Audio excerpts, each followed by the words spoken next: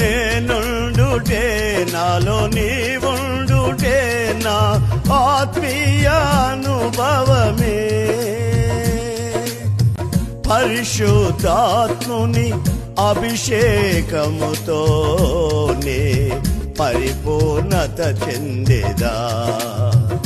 నీలో నేనుండుటే నాలో నీవుండుటే నా ఆత్మీయానుభవమే. పరిశుద్ధాత్ముని అభిషేకముతోనే పరిపూర్ణత చెందేదా. ఆహ నా ధన్యత ఓహో నా భాగ్యము ఏమని వివరితును, ఏమని వివరి